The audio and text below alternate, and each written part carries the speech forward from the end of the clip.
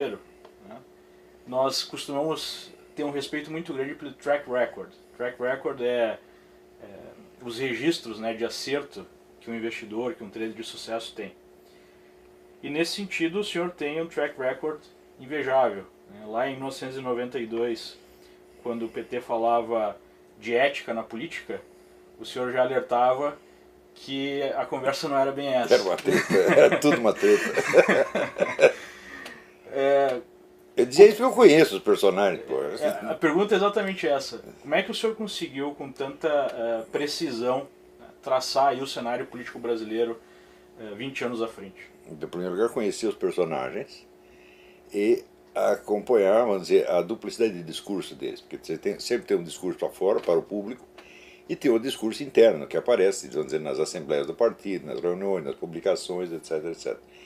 Em geral, os nossos comentaristas políticos ouvem apenas a segunda parte. Então, não estão sabendo quais são os planos verdadeiros. Não é isso? Então, você tem uma coisa que você fala porque convém e porque aquilo vai dar uma boa imagem. E tem outras coisas que você fala para você se orientar. Não é isso? Então, quer dizer, só esse segundo discurso é sério, é verdadeiro. O outro é só para constar. Então, a gente pretende a documentação de tudo. Por exemplo, essas atas de assembleias do PT, assembleias do Foro de São Paulo, ninguém fora do partido lê isso. Então não sabe o que os neguinhos estão querendo fazer. Em segundo lugar, existe uma coisa: tudo que aparece na política sempre aparece primeiro em pequenos círculos de intelectuais. Aparece como hipótese, como teoria, etc, etc. Mas se você acompanha essas discussões hoje, você sabe o que vai ser a política dali 30 ou 40 anos. Então dá para fazer previsões muito acertadas, que na verdade não são nem previsões, são praticamente confissões, os caras dizem o que vão fazer. Né? Mas às vezes nós vemos até o partido fazendo declarações públicas, como nós tivemos a última resolução, que fala de conceitos como hegemonia, revolução cultural, né? E parece que a imprensa não interpreta da maneira correta ou não quer interpretar da maneira correta. Sim, porque esses termos, primeiro, antes eram só do diálogo interno, do diálogo técnico, profissional, por assim dizer. E a conversa para fora era outra, completamente diferente. Mas agora, aos poucos, o que era, vamos dizer, o discurso esotérico se torna exotérico, entra no diálogo geral. Isso é normal, mas quando isso acontece é tarde. Entendeu? Quer dizer, aquilo tudo já está em execução. Ou seja, se nós olharmos por esse prisma, o fato desse discurso já estar para o público é um sinal de que o processo revolucionário já está avançado. Nossa, avançou muitíssimo. Que não há mais a preocupação de esconder. Muitíssimo, muitíssimo. Você vê, esse pessoal começou a estudar Antônio Gramsci em 65, quando a editora Civilização Brasileira, que era uma editora do Partido Comunista, publicou as primeiras obras do Gramsci. Né? E começaram a estudar, e uma facção da esquerda ficou estudando isso, enquanto a outra ia para as guerrilhas. A primeira ala sabia que a segunda ia morrer, e que ia usar os cadáveres como garoto propaganda. E foi o que foi feito e foi o que funcionou. Então as guerrilhas acabaram, mas a Revolução Cultural deu certíssimo. Então os guerrilheiros foram boi de piranha apenas. E o pessoal do velho partidão, do pré, sabia que isso ia acontecer. Deixa eles morrer, depois a gente continua aqui fazendo o nosso serviço. A própria Dilma usou muito isso na campanha, que ela foi torturada, enfim, que era uma pessoa... Eu não acredito, olha, esse negócio de tortura, eu não acredito. Aconteceu, mas assim, para cada 1000 que eles dizem, aconteceu um. Porque eu tenho uma contraparente que esteve preso, ficou preso 1 ano, e assim, a notícia oficial no meio esquerdista é que ela tinha apanhado tanto que tinha perdido um rim. Mas acontece o seguinte: eu estive com ela na véspera dela ser presa. E quando ela saiu, a primeira pessoa que a viu fora da prisão fui eu, porque fui eu que fui buscá-la. Ela estava muito melhor do que quando entrou, estava saudável, forte, estava ótima. Não é isso? E depois houve aí uma troca de prisioneiro, ela acabou indo para a Suécia e morou de velho na Suécia. Então nada daquilo aconteceu. Então ou é superestimado ou é modificado. Mas com certeza. Mesmo porque você não tem outras testemunhas senão eles mesmos. Você não tem exame de corpo de delito, não tem coisa nenhuma, não precisa. Serve como propaganda apenas. É claro, você veja, a minha mulher, por exemplo, a gente poderia estar recebendo indenização, porque ela perdeu empregos por causa de inquéritos policiais na época, né? Eu estive preso durante 6 horas. Olha que coisa horrível. Ah, eu sou uma vítima da ditadura, fui preso durante 6 horas, um tenente japonês me fez umas perguntas e mandou para casa. Essa eu não sabia, não sei se eu já tinha falado. É suficiente para... É suficiente para o sujeito se considerar uma vítima. O próprio Paulo Francis disse que teve um tempo muito bom, que ele não tinha ar-condicionado em casa, mas na prisão tinha. Que na época os escritores ficaram loucos com ele. Mas a gente observa essa situação toda de guerra cultural e parece que não há um preparo, especialmente dos jornalistas, entender, ou há uma má intenção mesmo. Alguns que entendem e fazem o jogo. O senhor acha que tem mais má intenção ou tem mesmo desconhecimento das informações? Você veja, a maior parte da população, mesmo as classes cultas, elas seguiam pelo que sai na mídia. Eles não vão ler literatura especializada, eles não vão ler atas de assembleias de partidos, eles não vão ler os documentos de fonte primária. Isso só profissionais estudiosos que fazem. Né? Então, e o que sai na mídia? Eu digo, bom, depende de quem faz a mídia. E acontece que a mídia no Brasil foi ocupada pelo pessoal do Partido Comunista já nos anos 60. Como é que eu sei disso? Bom, eu estava lá, eu vi. Né? Então, na época, o governo militar baixou uma lei que tornava obrigatória a sindicalização dos jornalistas. E quem empreendeu a campanha de sindicalização? O Partido Comunista. Como é que eu sei? Eu estava lá, eu participei disso. Eu sindicalizei gente, entrevistei pessoas, etc. etc. Então, na medida que você procurava os colegas, né, para sindicalizá-los, você já fazia o perfil ideológico deles. Isso quer dizer que em poucos anos o partido tinha ficha de todo mundo. E ele tinha, portanto, o controle da Bolsa de Empregos. Liberava. Olha, aqui liberou um lugar, uma vaga na rádio de Sorocaba. O partido mandava alguém lá, pô. É muito simples. E com isso eles dominaram as redações inteiras. Mas nesse sentido, então, o próprio governo militar auxiliou o Partido Comunista? Muito, muito. Os milicos não entendiam do assunto, entendeu? Eles podiam entender de guerrilhas, operação militar, da parte política eles não entendiam nada. Tanto que, você vê, a primeira vez que alguém de fora do partido falou em Antônio Gramsci fui eu, com o livro de 1993, A Nova Era, a Revolução Cultural. A primeira reação que apareceu foi, no meio militar foi um artigo do general José Fábrega, que saiu num jornal militar 8 anos depois.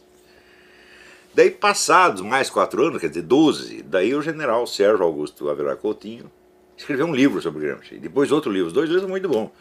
Só que você veja, eu já estava atrasado em 93 quando eu falei, porque o negócio já vinha desde 30 anos antes.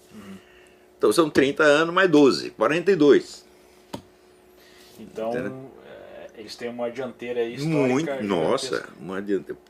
Porque você vê, no meio comunista, a ligação entre a atividade cotidiana, a militância, e os intelectuais é muito próxima. Tá certo? Não é como no restante da humanidade, onde o pessoal toca a sua vida prática e não quer nem saber o que os intelectuais estão discutindo. No meio comunista não é assim. Até porque tem que trabalhar, né? Claro, tem que trabalhar, tem que produzir, alguém tem que fazer alguma coisa, né? Então os comunistas têm uma facilidade muito grande de colocar em ação as ideias que vão aparecendo no meio intelectual. Entendeu? E, vamos dizer, no outro lado, em primeiro lugar, não existe um partido conservador, uma organização conservadora, tem nada parecido. Né? É tudo na espontaneidade, no improviso. Né? E quando um intelectual comunista diz alguma coisa que pode ser do interesse para a militância, né, aquilo rapidamente entra em circulação. Quando você vai no meio conservador, quando eu digo alguma coisa, o pessoal leva 30 anos para ouvir. Até porque uma das essências do movimento conservador é o individualismo, cada um ter mais capacidade individual, mais liberdade individual. Sim, que é uma coisa que funciona na economia, mas na política não funciona. A política é organização. Política é poder. O que é poder? Poder é o número de pessoas que te obedecem. E o quanto elas te obedecem. Quantas estão dispostas a morrer por você. Fidelidade. Tá certo? Então, os princípios que fazem uma boa sociedade do ponto de vista econômico e social não são os mesmos que fazem uma boa política. Ou não são os mesmos que criam a eficiência política. Né? Seria como fazer uma guerra com cada um por si, sem nenhuma... Sim. Eles vão privatizar a guerra, né?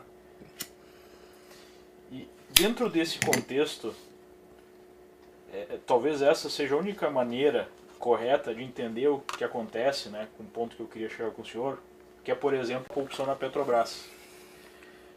A presidente Dilma, o PT, né, as pessoas de uma maneira geral que estão no poder, colocam esses desvios como algo assim individual. Tipo, uma pessoa agiu de forma errada, a própria Dilma fala do mal feito.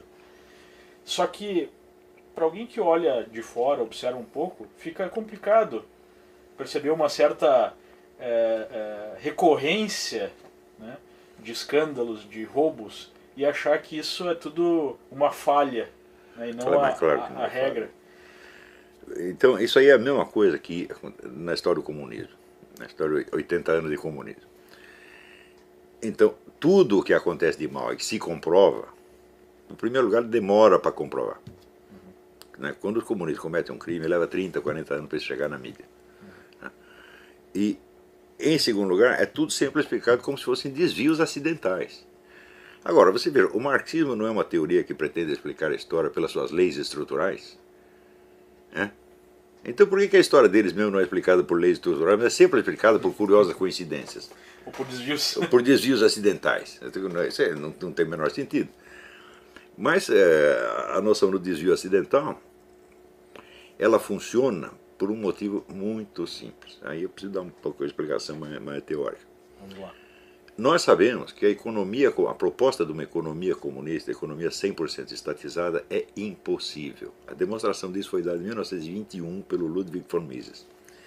A objeção dele é simples, ele diz, olha, se você não tem mercado, as coisas não têm preço. Se não tem preço, não dá para fazer cálculo de preço. Se não dá para fazer cálculo de preço, não tem economia planificada. Acabou, ponto final. Teve o cara que era ministro da economia da Iugoslávia, Eduardo Cardelli, esperneou um pouquinho, mas no fim eles decidiram ficar quieto porque sabe que o cara disse é verdade. Não dá para fazer.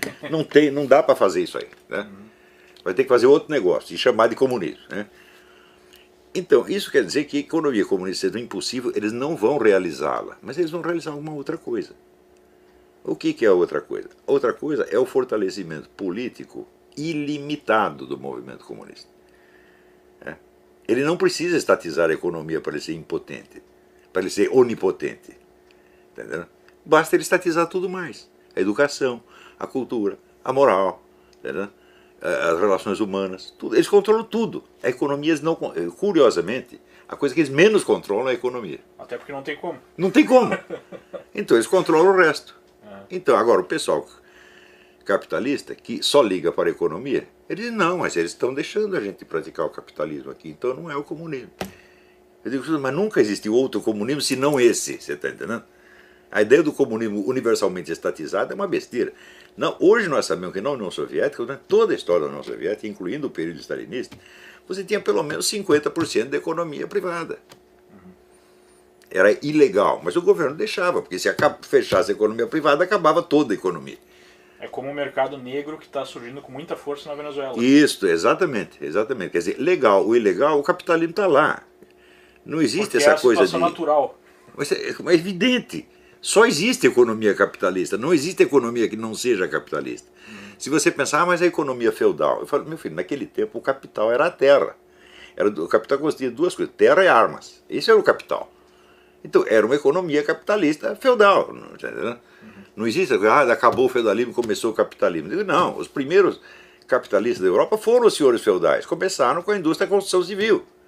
Simplesmente moveram o capital, um tipo de capital para outro tipo de capital. Já foi um grande avanço. Mas claro, então daí começou. Quando eles descobriram o capital financeiro, quer dizer, durante muito tempo, na época em que o poder era baseado na posse da terra e das armas, você ter dinheiro não resolvia nada, porque os caras tomavam o seu dinheiro.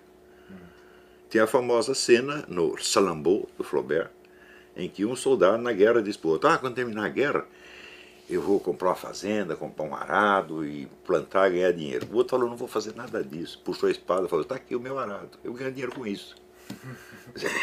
Por isso que a gente viaja para a Europa e são várias fortificações, fortificações, fortificações. Claro, então na época você ter dinheiro não era riqueza, você está entendendo? Porque o dinheiro se tomava. Por exemplo, tinha muito judeu que acumulava dinheiro para emprestar. Tal.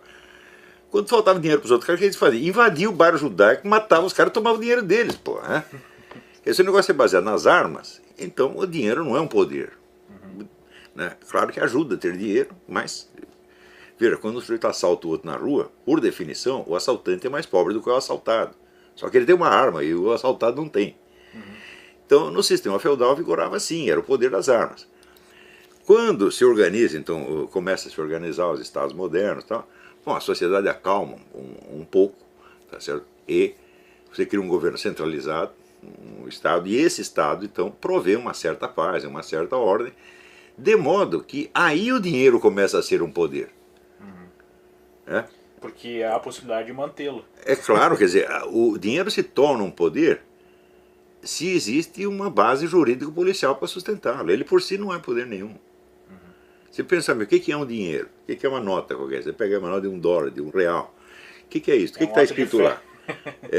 É uma garantia jurídica de que você tem o direito a uma certa quantidade de mercadorias em troca daquilo. Então o dinheiro não é um fator econômico, é um fator jurídico, meu Deus do céu. Tem uma passagem interessante, um seriado novo aqui, fez sucesso nos Estados Unidos da Netflix, o House of Cards, onde tem um congressista, né, muito maquiavélico, e aí ele fala sobre um ex-funcionário dele, um ex-assessor dele, que ele foi trabalhar para iniciativa privada fazendo lobby.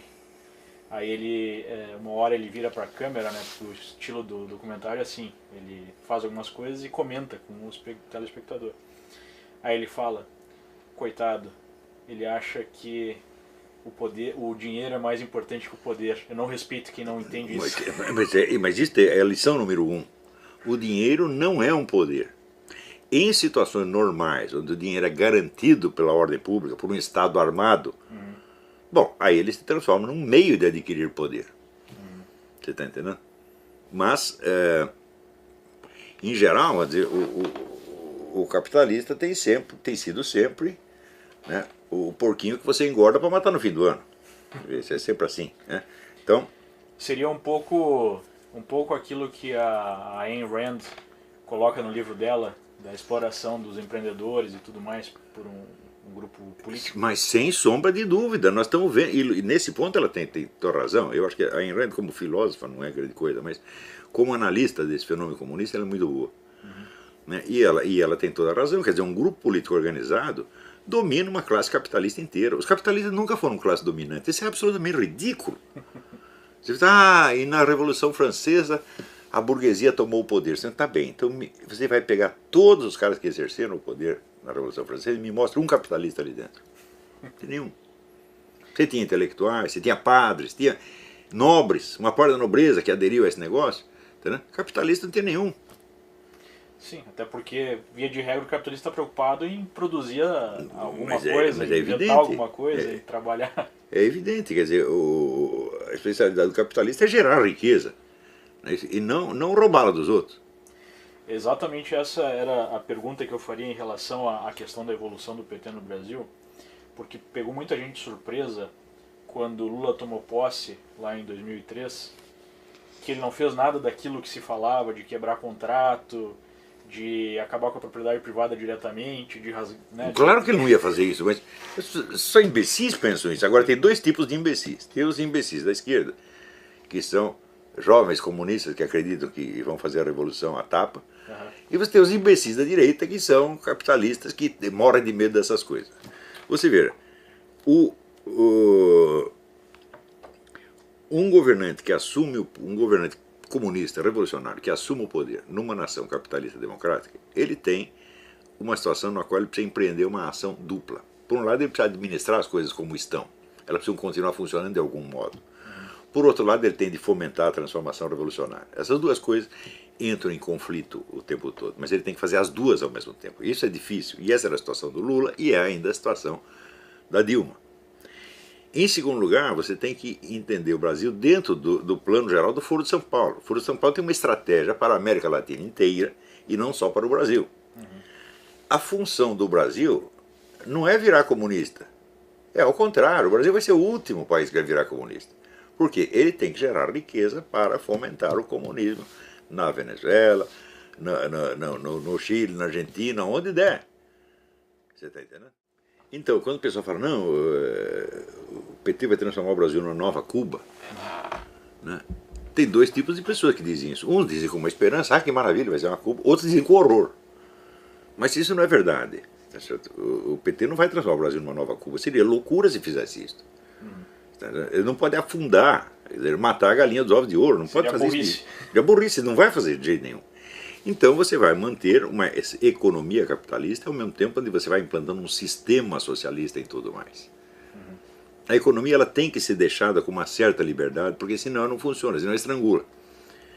Então, você preserva uma certa liberdade para o investidor, para o empresariado, tá certo? Limitada, mas real. E você vai controlando tudo mais, você vai controlando mídia, educação, os princípios morais, controla a sociedade, a vida social inteira, menos a economia. E é o que estão fazendo no Brasil.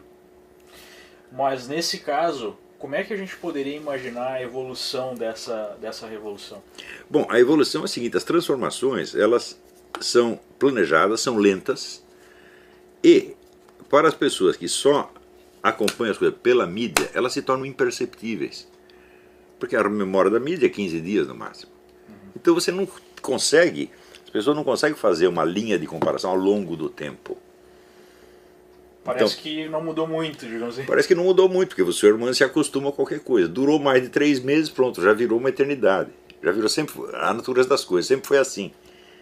Então, por exemplo, o pessoal não se lembra do tempo em que você tinha uma mídia realmente conservadora. Onde você tinha entrechoque de ideias.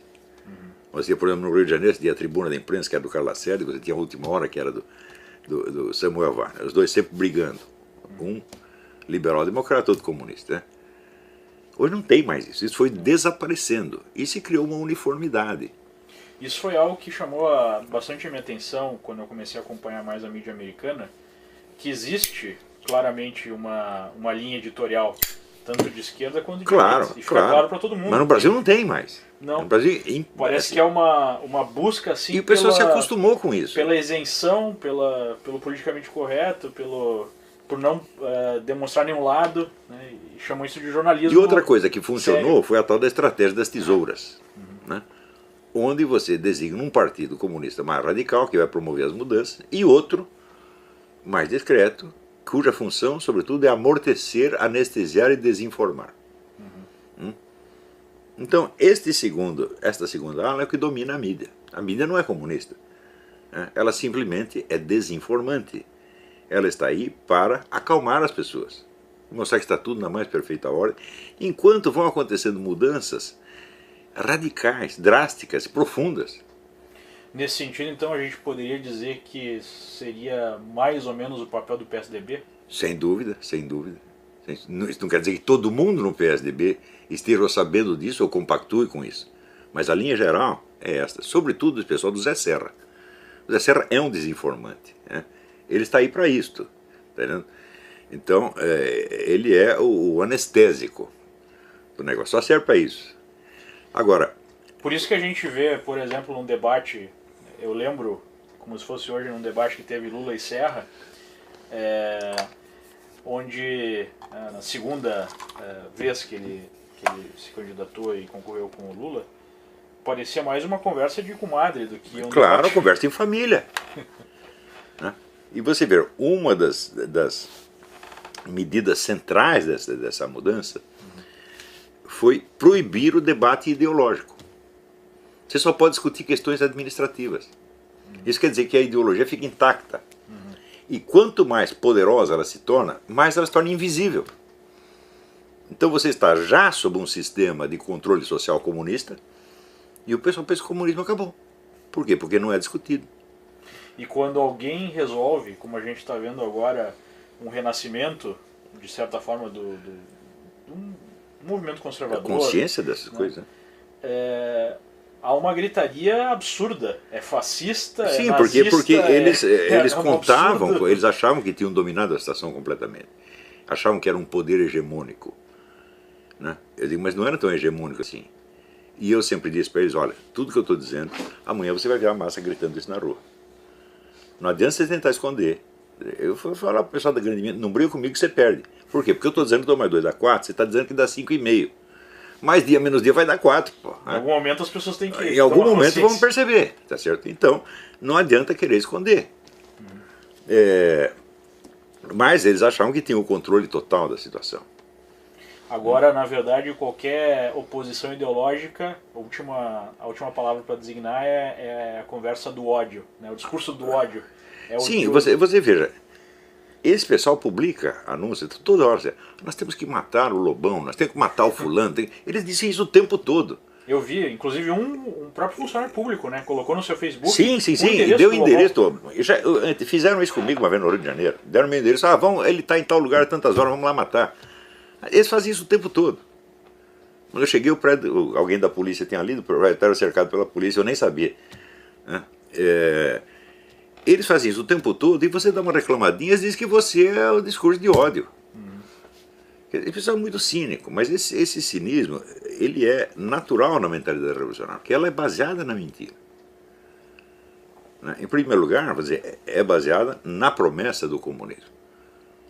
O comunismo nunca existirá. Nunca, é impossível, mas existirá um poder comunista avassalador e tirânico que vai controlar tudo, menos a economia. Entendeu? Agora, tentando imaginar a evolução disso na prática no Brasil, até que ponto iria essas amarras na sociedade? Teria algum país que a gente poderia comparar? Ou o Brasil é um case único? Não, em matéria de controle social, controle da opinião pública, o Brasil é um prodígio. Porque conseguiu banir a opinião contrária 100%.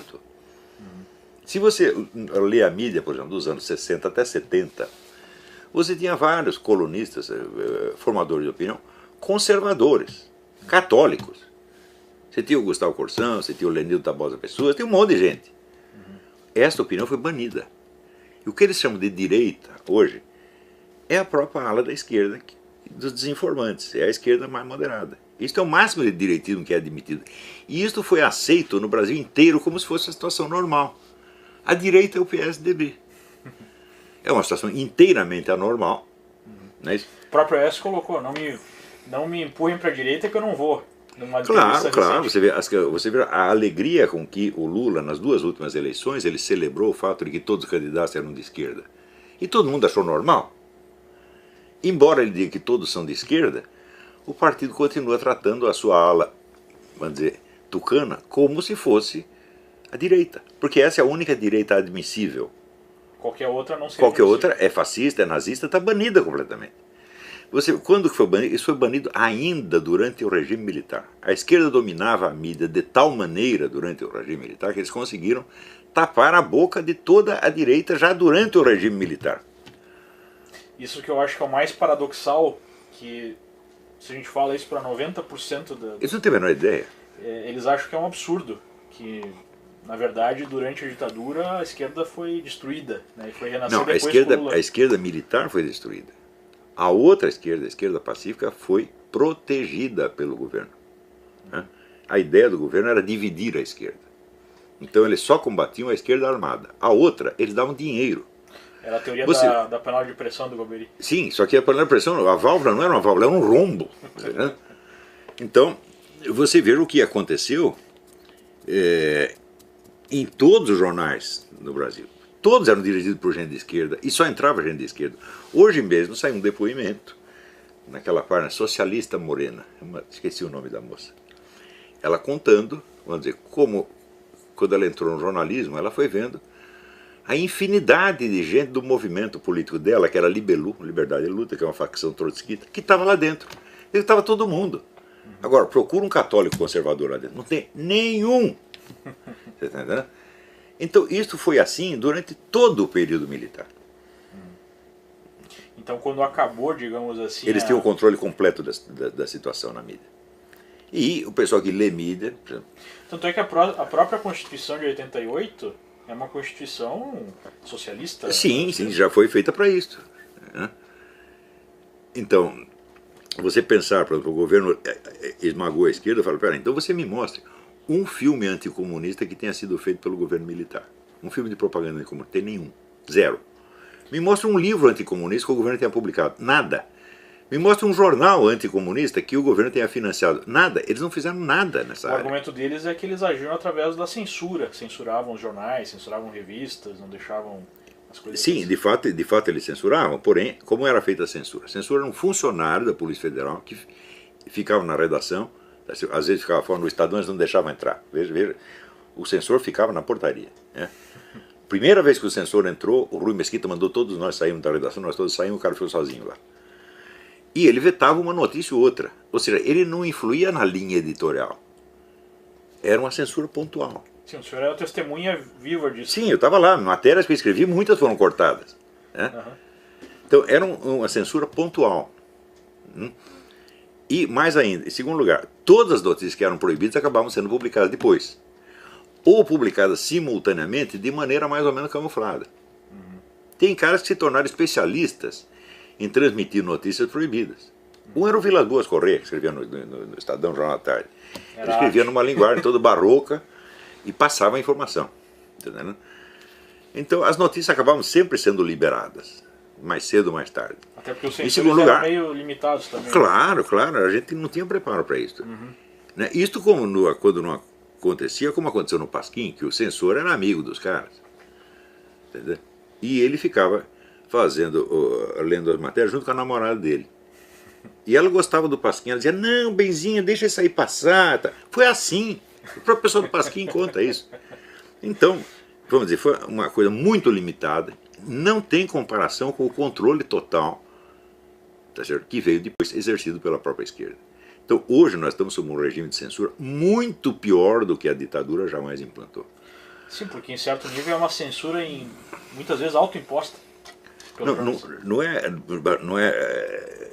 Não é autoimposta, porque daí você está botando o jornal como se ele fosse uma vítima, ele tem medo, então ele se censura. Falando, não é isso. Isso não é uma censura autoimposta, isto é um controle total da mídia. Está entendendo? Controle total, inclusive, do ponto de vista empregatício. Eles não deixam entrar quem não está na esquerda. Não entra ninguém. Se você for um conservador, você vai ter que disfarçar isso muito bem, para você arrumar um emprego na Folha, no Globo. Agora nós tivemos um certo renascimento, digamos assim, de um veículo, que é a Veja, que parece que está adotando uma postura mais conservadora. Sim, quer dizer, a Veja está restaurando um jornalismo que existia 50 anos atrás. É verdadeiro jornalismo conservador de direita. Né? É só a Veja que está fazendo isso. E está tendo aí um crescimento violentíssimo. Mas é evidente, porque, você veja, a mídia chapa branca, ela agrada o governo, mas não agrada a população. Todo mundo percebe.